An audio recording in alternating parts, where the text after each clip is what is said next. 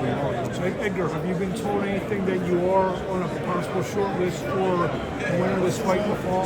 Yeah, 1,000% we're gonna make it happen. Like I said, you believe that will be the next fight? Yeah, for sure. That's why I'm here. I wouldn't be here if it wasn't like that. You know what I'm saying? I don't, you know me. I don't really pop up at fights like that. But this is important. This is an important weekend for me.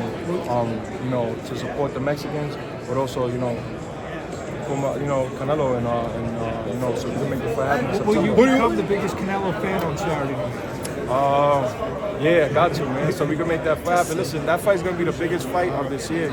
People don't understand, right? That I got a crazy backing. Like my fan base is crazy. I got the whole Puerto Rico supporting me. I'm a superstar already, so he knows it. I know it. That this is the biggest fight that could be for 2024. Who do you have winning this fight, and how do you think it's gonna play out? I want Canelo to win. I think if Canelo lands on his chin early, he's going out.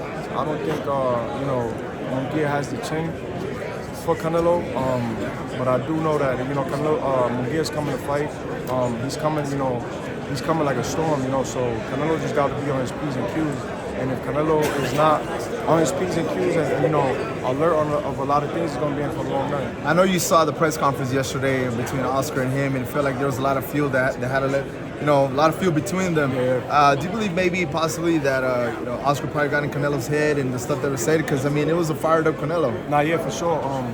I want to say he got in his head, but De La Hoya, man, that dude's crazy. I want to see him too, cause he was talking shit about me too. But what was he saying? But I forgot he was talking something about my last fight. Was it my last fight or right before my last fight?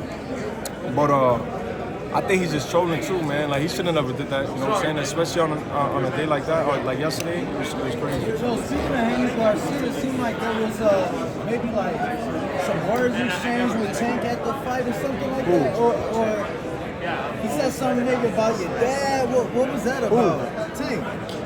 He said you're breasting, no? Oh yeah, we was in no. It was crazy. We was in Starlers. We was in the club. You know what I'm saying? And Pops was trying to show him love in the club. We was in Starlers in the club. Pops was trying to show him love, and he came out a little aggressive. I feel like because he didn't know too much people what was going. It was so crowded in the club. It was so crazy packed. And like he brushed Pops off. You know what I'm saying? And we grew up with 10-2 in the amateurs. So when I seen it, that's when I got crazy, and then he got crazy. We started going back and forth, but he capping, and he left the club too and started going on Twitter and Twitter for me. Now, also, I see recently you had some words for David Morrell. I want to talk about that. Well, all right. Well, let's talk this one because you made. I feel like you made Latin waves. You was just on stage with, I believe, DJ Camilo.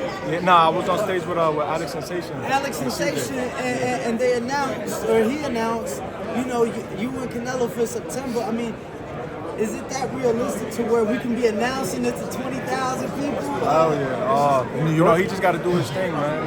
Canelo got to do his thing this weekend, and we definitely gonna make it happen. This is gonna be the biggest fight of 2024. I keep telling everybody that people don't understand the magnitude of that fight. You know what I'm saying? Like you got two countries going against each other. You got Puerto Rico that's a fine country. You got Mexico that's a fine country. And obviously I'm a star, he's a star, so it just makes sense for this year to make it happen. Edgar, Jaime Munguia, is the second fight with Freddie Roach. Everybody has a chance when they step in the ring, right? But obviously Canelo's experience is going to be the big factor coming in here. But do you see maybe Munguia giving him any problems maybe throughout the rounds? If so, in what fashion? Yeah, Munguia, the only thing I like with Munguia is his defense. I feel like he has great legs, he has great punch output, but I feel like his defense is not there where it's supposed to be. I feel like anybody can hit him. Ray Charles can hit him. I'm like so.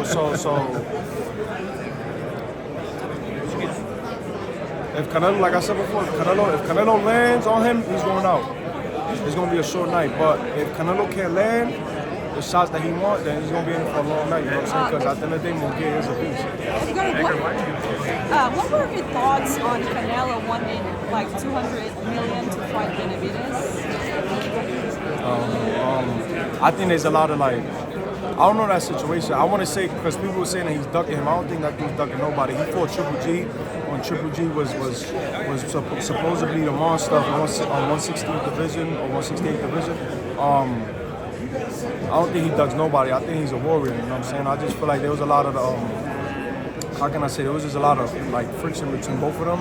And you know how Benavidez, comes off on Canelo, and Canelo's at the point where he's the king of the division, right? He's the money man, so he knows any fighter that he fights, he knows he's gonna change their lives regardless. So if you're making $500,000, $1 million a fight, you fight him, you're making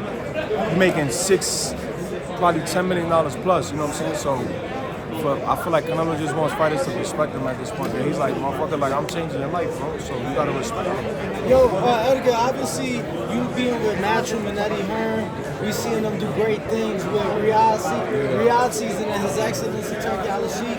I saw you at the